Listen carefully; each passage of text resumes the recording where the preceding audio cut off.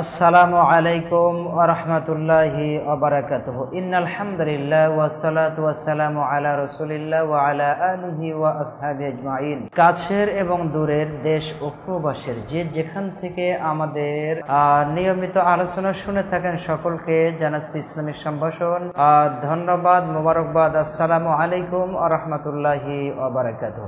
সম্মানিত দর্শক শ্রোতা মণ্ডলী, আমরা আপনাদের সম্মুখে উপস্থাপন করতে যাচ্ছি একটি নিয়মিত ধারাবাহিক আলোচনা, দারসুল বুলুগুল মারাম মিন আদিল্লাতিল আহকাম, অর্থাৎ লক্ষ্যে পৌঁছার দলিলসম্মত বিধিবিধান সমূহ। ইসলাম এমন একটি জীবন ব্যবস্থার নাম যেখানে প্রশ্ন করলে এমন কোনো বিষয় নাই যে উত্তর পাওয়া যায় না। এই কিতাবটি ইবনু হাজার আসকালানী রাহিমাহুল্লাহ, হাফেজ ইবনু হাজার আসকালানী রাহিমাহুল্লাহ তিনি মূল সংকলক। আমরা এই কিতাবটা থেকে নিয়মিত দার্স দেওয়ার চেষ্টা করব ইনশাআল্লাহ, আল্লাহ যদি আমাদেরকে তৌফিক দান করেন। আজকে আমরা এই কিতাবের প্রথম থেকে আলোচনা করতে যাচ্ছি।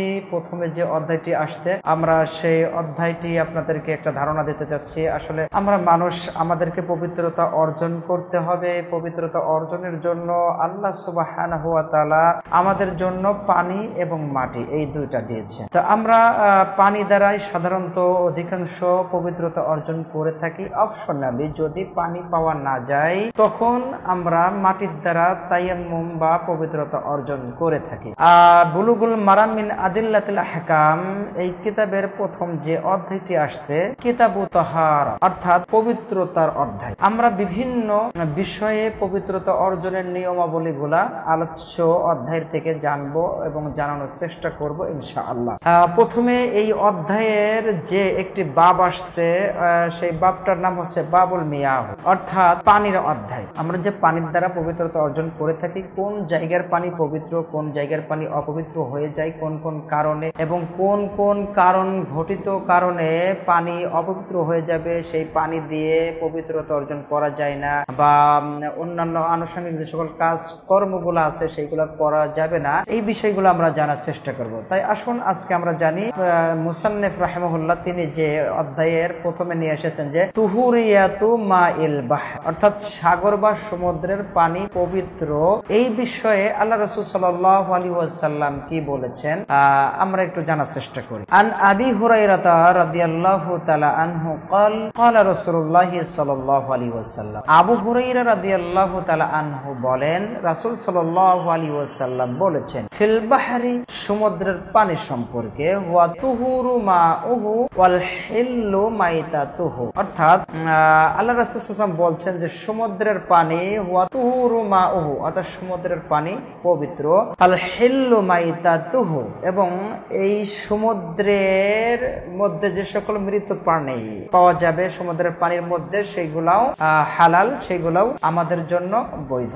আর এই হাদিসটা উল্লেখ করেছেন আখরাজাহুল আরবাআ, অর্থাৎ চারটি কিতাবে উল্লেখ আছে, তিরমিজি, নাসাই, আবু দাউদ, ইবনে মাজাহ। চারজন মুহাদ্দিস তাদের কিতাবে বর্ণনা করেছেন, ওয়া ইবনু আবি শাইবাতা ওয়াল লাফযু লাহু, এবং এই একই বর্ণনা, একই শব্দে বর্ণনা করেছেন ইবনে আবি শাইবা, তিনি বর্ণনা করেছেন। ওয়া সাহাহু ইবনে খুযাইমাতা ওয়া তিরমিজি, ইবনে খুযাইমা এবং তিরমিজি হাদিসটিকে সহিহ বলেছেন। রাহু মালিক ওয়া শাফিঈ ওয়া আহমদ, এবং ইমাম মালিক রাহিমাহুল্লাহ, শাফিঈ রাহমাতুল্লাহ আলাইহি এবং ইমাম আহমদ রাহিমাহুল্লাহ তেনারাও বর্ণনা করেছেন। এখন আসুন এই হাদিসটি বর্ণনার প্রেক্ষাপটটা কি। আবু হুরায়রা রাদিয়াল্লাহু তাআলা আনহু কে বলতে শুনেছেন, অর্থাৎ সাহাবীরা বলতে শুনেছেন, আবু হুরায়রা রাদিয়াল্লাহু তাআলা আনহুর কাছে এক ব্যক্তি, আবু হুরায়রা বর্ণনা করছেন যে এক ব্যক্তি রাসূল সাল্লাল্লাহু আলাইহি ওয়াসাল্লামের নিকট এসে বলল, হে আল্লাহর রাসূল সাল্লাল্লাহু আলাইহি ওয়াসাল্লাম, আমরা সমুদ্রে বিচরণ করি।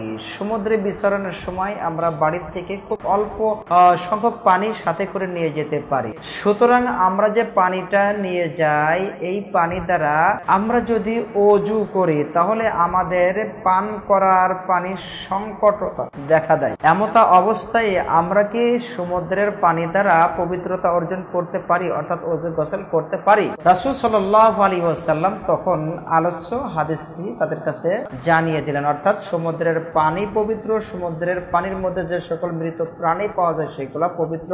আলোচ্য হাদিসের বলার প্রেক্ষাপট হচ্ছে এই।